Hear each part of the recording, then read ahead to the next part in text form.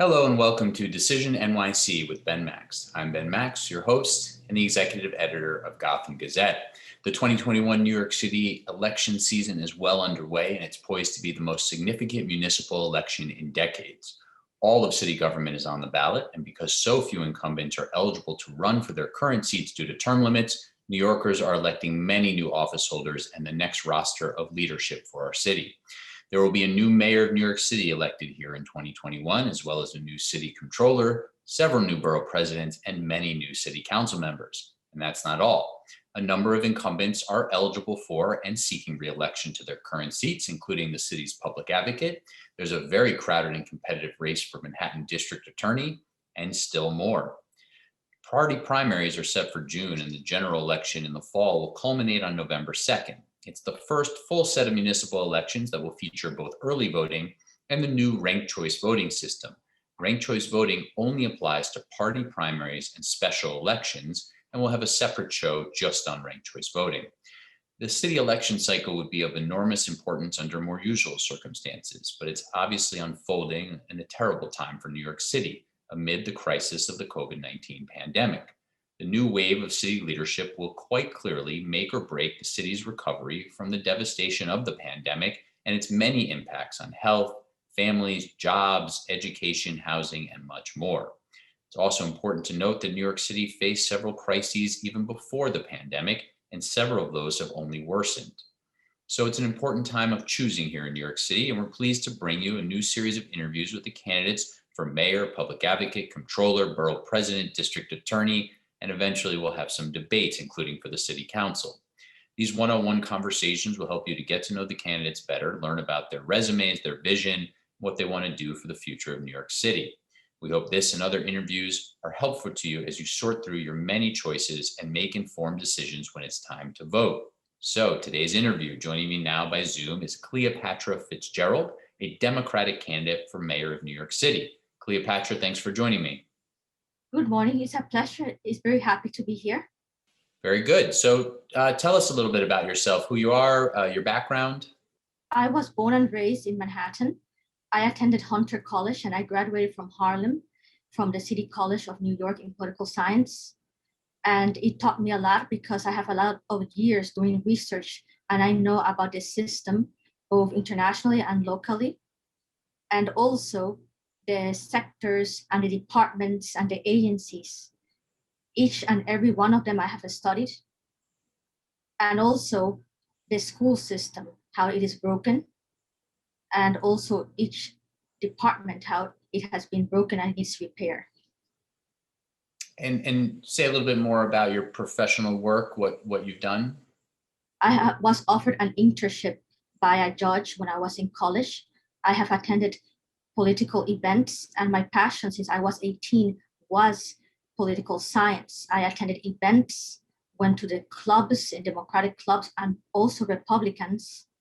But I switched because there was like a distance among the Republican Party. And unfortunately, I had to break away from them. And even a consultant said that I had more beliefs that were more associated with the Democratic beliefs.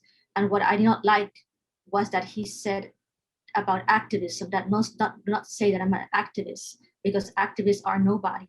So that really touched a chord upon me. But I have been switching parties from independent and Republican, but I have been a long time Democrat.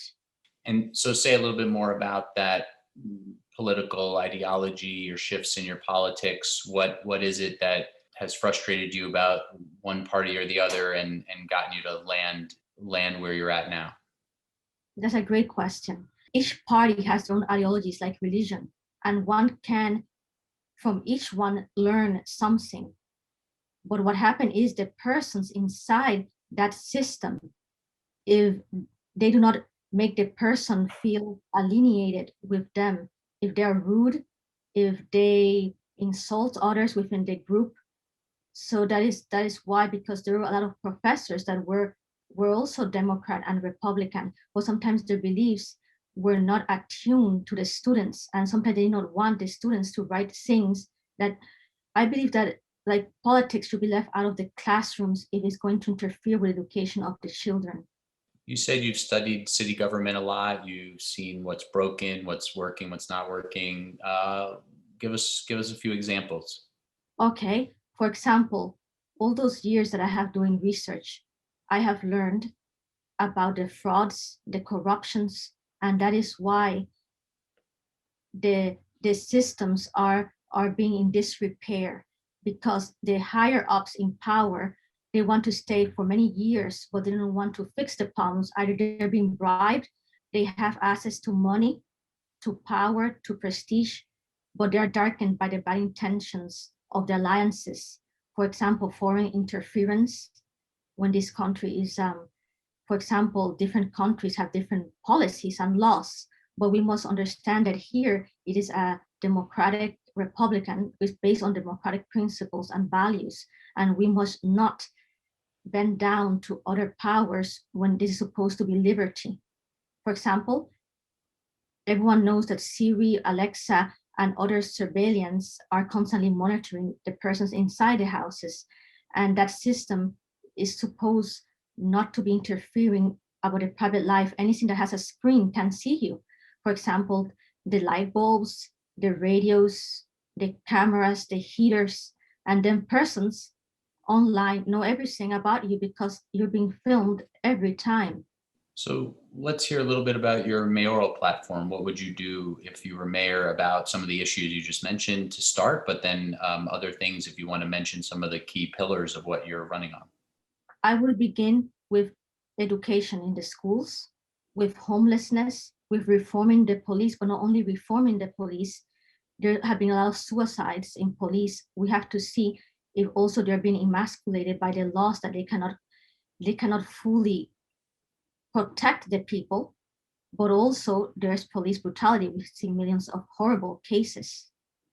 Also, there's whistleblower protection in every agency, but if they're going to not going to protect the whistleblower, so why are those laws into effect? It has to be fair, it has to be just.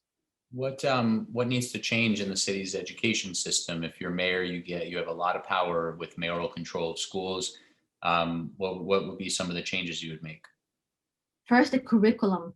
The books should not portray violence or be used negatively against the students. For example, if they're going to have a book about the crucible, they cannot use it to say that all women are witches or that women are the B word, or they cannot use it in a negative way. Also, the professors have to stick to the curriculum but not try to belittle the students. And also the SAT, the law SAT, those are ambiguous tests. That is, for example, what color is a bear? And then the person says white, brown, and then you will never know if the answer was purple. So those tests are very erroneous in the way they're being constructed. Also, there's overcrowding. Teachers do not attend the schools. I remember when I was in public schools and there was a lot of absenteeism, and the students, I was in charge of the attendance, and many of them were failing because they were afraid to enter the classroom, because not only the professors were harassing them, also they were getting into gangs because of poverty, the situation in their houses. Are there things you would do to try to alleviate those economic circumstances? Are there things you would try to do to lift people out of poverty? New York City had a severe poverty crisis even before COVID. What are some keys to lifting New Yorkers further out of poverty? First of all, it would be have them make them livable wages. So it means that if they're still in those neighborhoods, there has to be a revitalization of the neighborhoods. There has to be more investment in those neighborhoods. But it depends who will be doing the investments. More people have to pitch in the effort to make sure they are safe in neighborhoods, that there's education, healthcare, everything accessible to them. And you mentioned public safety, policing. What would you do on that front? How do you make sure the city is safer while also making sure that policing is fairer, racially just, and there are stronger relationships between police and communities? The problem also starts with the commissioners. If they're going to protect certain persons and promote them and not give them the penalties that are necessary, then we have a corrupt system. So it means that first we have to start with having an honest commissioner or an oversight that is independent of the commissioner to check all the fallacies that are going, because then we're going to have 1970s, a time of chaos, graffiti in the streets, and there will be a lot of drugs, a lot of dealings. Also, the surveillance cameras is not working because they're going to turn it off. There has to be a policy that if they turn it off, they're going to be penalized.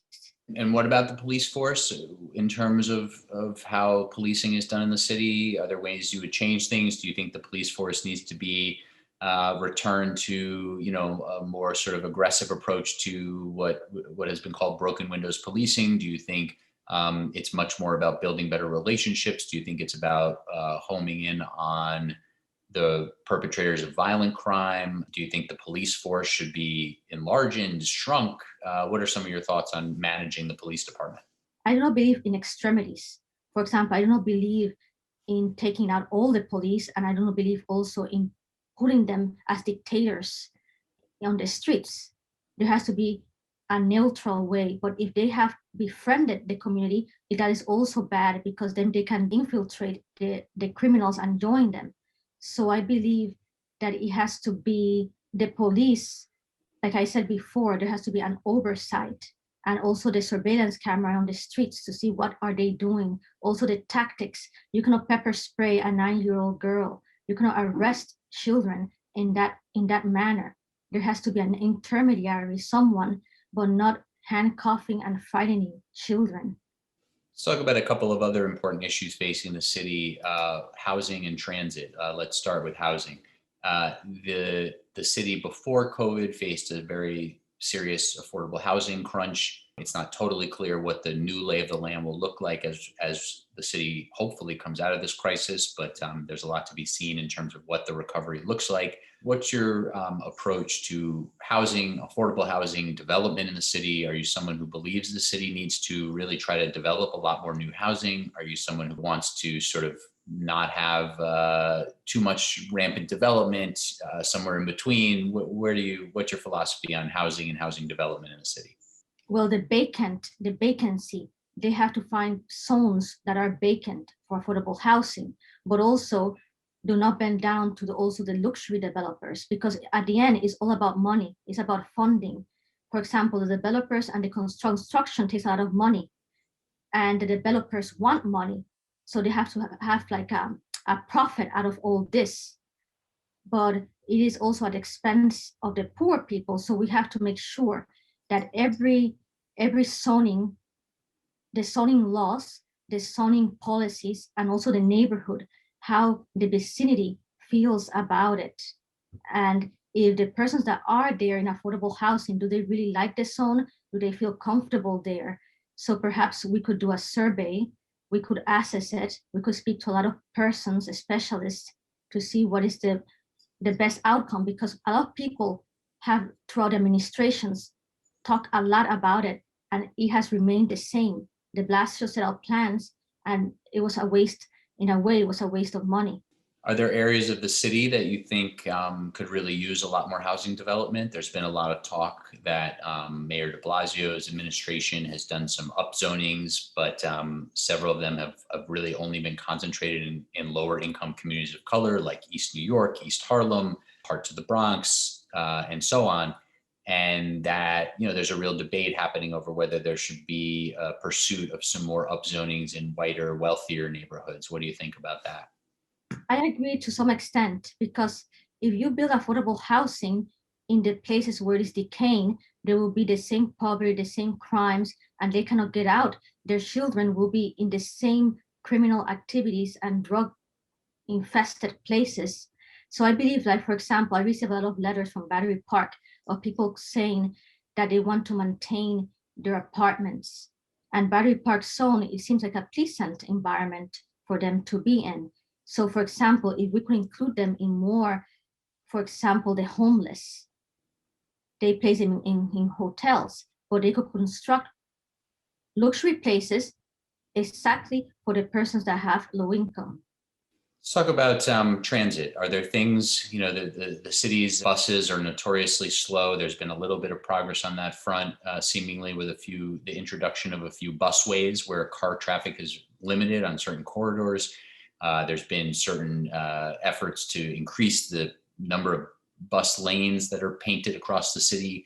But that's buses. There's also obviously the subway system. New York City government has limited control over that, but a lot of say, publicly in terms of the direction of the subway system, and the mayor gets several appointees on the MTA board. But then there's also other forms of transit. Do you have a transit agenda? Are there things you're thinking about how to better get people around the city? Yes, COVID-19, the traffic is not as bad as it used to be. And like the exodus happened, now we see a lot of people doing speed driving races. There has been accidents because of that. So right now, it does not seem that there's a congestion going on, but once the business arrives, there will be congestion. So it means, will we be rising the prices of the bridges, of the tolls, or paying for the tonnage? It all depends after this COVID-19, what will be happening, how many people will be entering the city. For example, the horse carriages, we see that they were in Central Park now. And also the bike lanes, it could be dangerous. There's delivery persons that go the wrong way. And a lot of them were killed. One that my uncle knew was killed when he was crossing the street. I'm sorry to hear that. Just to clarify, you're saying there should be fewer bike lanes, or? It has to be more safe. For example, there has to be meridians, something that divides it from the other cars, and also delivery trucks that park in school zones or very near the traffic. There's a lot of parking of delivery trucks often in the bike lanes, and then that causes all sorts of problems. So in terms of that issue that the MTA gets at, which is the city-state dynamic, are there things that you think New York City needs to win from state government, from Albany? A lot of power resides in the state capital in terms of what dictates what happens in New York City. And it's always the mayor going to state government to ask for permission to do things or to ask for funding. Do you have things along those lines that are priorities, or do you have thoughts on how to better manage that relationship? It depends who will stay in power, if it's Cuomo, because we see the scandal going on. So it depends who will be the next governor. Most likely he will be, but it has to be negotiable. There has to be a set of policies in which the city cannot be always fighting with Albany. It is getting out of hand, I believe. The city has a plan to close the Rikers Island jail complex and build 4 new jails, one in each borough other than Staten Island. Some of those jails would replace current facilities, but be more designed newly and have different capacity, different features, et cetera. What do you think about that plan? Should it move forward? Should it be changed? Should it be scrapped? What do you think about closing the Rikers Island jail complex and building those new jails? I have heard many are in favor because it will do racial justice, because many people were being jailed there because they cannot pay the bails. I also heard that it is good for eco-friendly. We can build plants there. And also there were a lot of brutality because of the prison guards. But we have to also think what will happen if we move the jail to a place where a lot of people are living. So you don't have a position on that quite yet? I still have to determine the outcomes of that. So the position of mayor of New York City is one where there's well over 300,000 municipal employees. There's a $90+ billion budget. Say a little bit more about your readiness to sort of manage city government. This is obviously both a political job, a vision job, but it's also a management and leadership job. What prepares you to take over city government with such a vast workforce and such a large budget? Well, as we all know, the mayor is assisted by every agency. He has his specialists, his lawyers, every person who assists him. So it's not all about him making the decisions or her making the decisions. But right now we're going to inherit about $1 trillion deficit if it keeps on malspending all this money. We have to see where the agencies that are wasting the most of money, education also, if it is being wasted in persons. of course, any mayor, as you say, would have to bring in a team and would rely on that team a lot. So say a little bit more about what kind of team you try to bring in, who you'd be looking at in terms of what types of folks, what types of profiles, what types of values, what types of resumes to be your top advisors, your deputy mayors, maybe the commissioners of some of the most important agencies. How would you approach trying to hire those positions to help you manage such a vast city bureaucracy? If we look at it superficially, the resumes, we cannot focus so much on their PhDs, but we also have to see that it is similar to the topics. But I will be diverse in my hiring. I will not discriminate upon if they do not have a well-founded education. I will see what is their experiences and ask them how they will manage each situation accordingly. There has to be transparency, accountability, honesty, and perseverance under pressure. So we talked a little bit about housing, but one of the key areas within housing is the New York City Public Housing Authority, NYCHA. NYCHA needs an estimated $30 to $50 billion, let's say, to get to a state of good repair. Those numbers fluctuate depending on what the timeline is that you're talking about bringing that funding in. But how would you address NYCHA? The public housing in the city, much of it is crumbling right around the residents who are living in the facilities. There's probably roughly 500,000 New Yorkers who live in NYCHA, although the official number is a little lower than that. What would you do about NYCHA? How would you fix it up? Where would you get the money from? Are you open to some of the suggestions that are out there already around infill development, selling air rights, expanding the rental administration demonstration program? What would your NYCHA agenda look like? It's all about collaboration. Many ideas set forth about NYCHA. The administrations have not done a good job. For example, there is lead poisoning in the buildings. They're crumbling, they're in a state of decay, but the funding can come from philanthropists, also good dealings with the developers. And Albany, state, federal, local, all have to be involved in this. Is that something that you're strong at? Are you good at bringing people to the table together to find a consensus? Are there examples you could point to where you've done that type of thing? Yes, throughout the school system, I was in charge of cafeteria, attendance, and also I received the Martin Luther King Award for Leadership. I'm also doing this campaign basically on my own. I have been managing the C-Smart, also my computer, the website. I built it. It was pre-built, but I learned how to do the HTML, the CSS.